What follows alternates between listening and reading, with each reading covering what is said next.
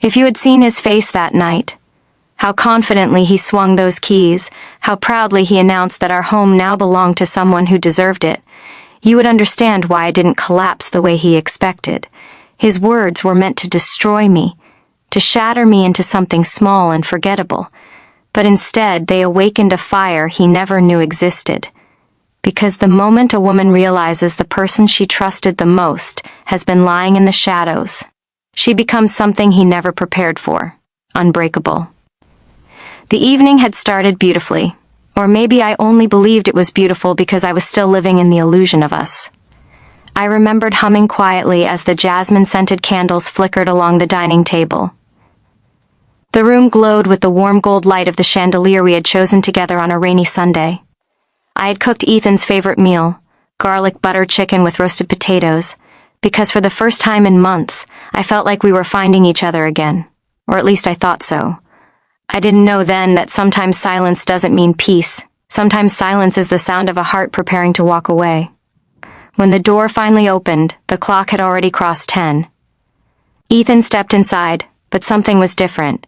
He didn't inhale the familiar scent of jasmine the way he always did. He didn't loosen his tie or kiss my forehead. Instead, he stood stiffly in the hallway, shoulders squared as if he were going into battle.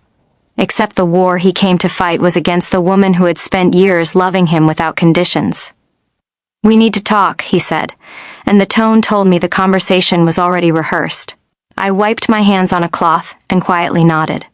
The candles wavered, as if they sensed the storm entering our home. He didn't sit. He didn't look around. His eyes were cold, flat, a kind of empty I had never seen before. My heart picked up its pace, but I forced myself to breathe evenly. "Go on," I said, though every part of me trembled. He reached into his pocket and pulled out a set of keys. Our keys. The ones we received the day we bought the house. The day he lifted me off the ground and spun me around because we finally had a place to build a family. He tossed them onto the dining table. They clinked loudly, the metallic sound slicing through the stillness of the room. "I transferred the house today," he said. "It's hers now." I blinked once. Twice. The words didn't settle. They hovered like smoke, trying to find a place to burn me from the inside. "Transferred?" I repeated, my voice barely a whisper. "To who?" He didn't flinch. He didn't hesitate. "Camila." The name landed in the center of my chest like a punch. I knew her. Of course I knew her. She was the colleague he insisted was just helping him with late-night paperwork. She was the friend he made excuses for when he disappeared for hours. She was the innocent woman he swore I was overreacting about whenever my intuition tried to warn me. I didn't want to believe it then. But truth doesn't stay buried. It claws its way out eventually. "And before you start your emotional theatrics," he continued, waving a dismissive hand. "Yes, I'm choosing her. I'm done with all this boring life. She understands me better, she respects me more, and she deserves the house more than you ever did." There it was. The insult he had probably rehearsed in the mirror, the cruelty he had polished until it glistened with venom, the arrogance of a man who believed he could replace me as easily as tossing away a used tissue. I waited for the pain to explode. I waited for the tears to fall uncontrollably. I waited for the heartbreak to rip me apart. It never came. Instead, a strange calmness settled over me. A cold, almost eerie clarity washed through my veins. I wasn't breaking, I was waking up. Waking up from years of shrinking myself so he could feel taller. Waking up from the illusions I wrapped myself in. Waking up from the lie I had been calling marriage. He watched me closely, confusion spreading across his face. He wanted a reaction. He wanted drama, chaos, screaming. Anything that would affirm his narrative of me being emotional and overly sensitive. He wanted justification for his betrayal, but I refused to give him even a single tear. Instead, I smirked. A small, slow, confident smirk that unnerved him instantly. "You're not angry?" he asked, his voice cracking at the edge. I stepped past him, walking toward the candles. "No, Ethan," I said, blowing out one flame. "I'm not angry." "You're not going to fight? Or beg me to stay?" he asked again, louder this time, almost desperate. I blew out another candle. "No, Why, what game are you playing now? He snapped. It's not a game, I replied quietly, it's clarity. The candles flickered as I extinguished them one by one. Shadows swept across the room. His breathing grew uneven. He didn't understand. He didn't know that the very moment he handed over those keys, he lost every ounce of power he thought he had over me. You just made the biggest mistake of your life, I murmured. He scoffed loudly. Please spare me your dramatic lines. You don't have anything left. I'm done supporting you. I'm done pretending this marriage works. I turned toward him. Supporting me? Ethan, I've been paying half the mortgage, half the bills, half the upkeep. I've been building this home while you've been building your fantasy with her. He froze. Yes, that was the part he didn't expect me to know. His face twitched, panic flashing for a brief second before he masked it again. But I saw it, and I let him see that I saw. You think you can threaten me with this? He said, gesturing to the empty space between us. You think anyone will believe you after how unstable you've been lately? There it was, the gaslighting. The cruelty disguised as concern. The manipulation he had used for months to make me doubt myself. But those tricks weren't going to work. Anymore. Good night, Ethan, I said simply. I walked past him calmly, brushing his shoulder lightly as I headed toward the bedroom. The contact made him tense, as if he suddenly realized I was no longer the same woman he walked all over. And Ethan? I paused at the hallway, my voice steady, sharp. He looked up. You can't give someone something that doesn't belong to you. He frowned. What are you talking about? I gave him the softest smile. Don't worry, you'll find out soon enough. I closed the bedroom door behind me and leaned against it, exhaling slowly. The house was quiet, but inside me something powerful had awakened. Not rage, not heartbreak, resolve. He thought giving our house to his lover was his victory. But he didn't know it was the beginning of his fall. And all I had to do was let the truth do the work. Because the thing about betrayal is simple. It always comes back home. He thought the house was his victory, his final blow, the key that would lock me out of my own life. What he didn't know was this.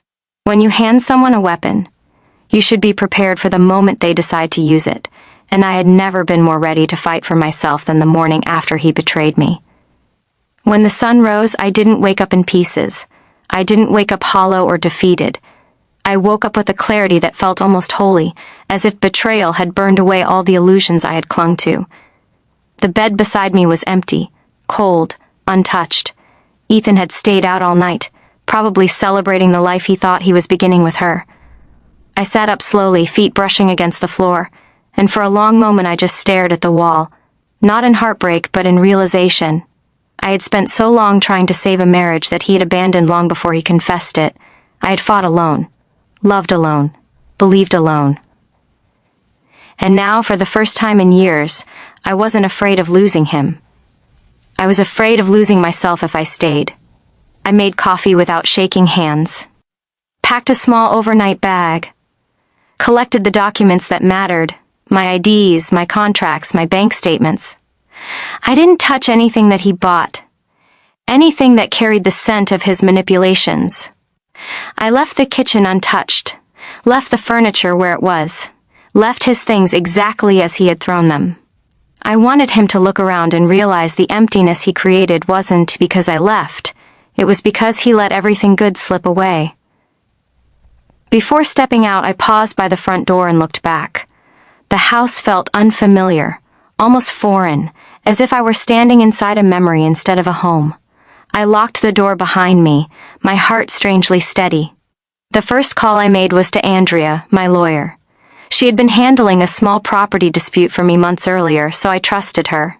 When she answered, her voice was warm, steady, and sharp in all the right ways. I take it something happened, she said, skipping the pleasantries. He transferred our house to another woman, I said, calm but heavy. He forged my signature. And I need to protect myself. There was a long pause on the other end, then a slow, controlled exhale. You came to the right person. Start from the beginning. I told her everything. The affair, the forged documents, his confession, his arrogance, his belief that he could discard me like a piece of luggage that no longer suited his trips. Andrea listened without interrupting, without pity, only the quiet intensity of someone mentally aligning strategies, like chess pieces. "A fraudulent property transfer is serious," she finally said. "Your name is on the original contract, yes?"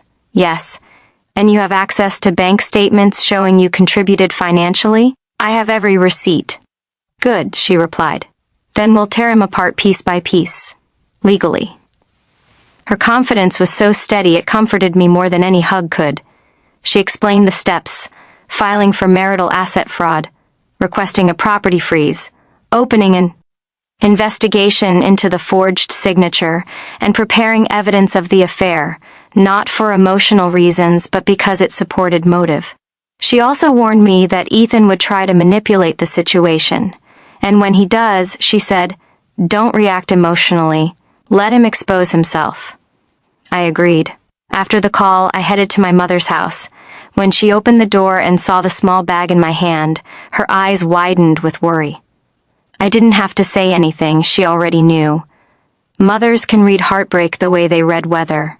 Unchanging, inevitable, heavy. She pulled me into her arms. "You don't have to be strong with me," she whispered. But I wasn't pretending to be strong. For the first time in a long time, I actually felt strong. We sat for hours, mostly in silence, sipping tea, letting the weight of everything settle. My mother didn't push for details. She didn't judge. She simply offered comfort, the kind that heals silently. 2 days passed before Ethan realized what I had done. I was at work when my receptionist whispered, "Someone is here for you." And he seems angry. And there he was, standing in the lobby with eyes blazing and hair disheveled, looking like betrayal had punched him in the gut instead of the other way around. "What did you do?" he demanded as soon as I stepped toward him. I remained calm. "Hello, Ethan. Don't hello me. You froze my accounts. You—" He lowered his voice and stepped closer. "You filed a claim against me? Are you insane?" I looked directly into his eyes, something I hadn't been able to do for months without feeling small. Now I felt nothing but the satisfying realization that he was finally seeing the version of me he feared, confident, aware, unbothered.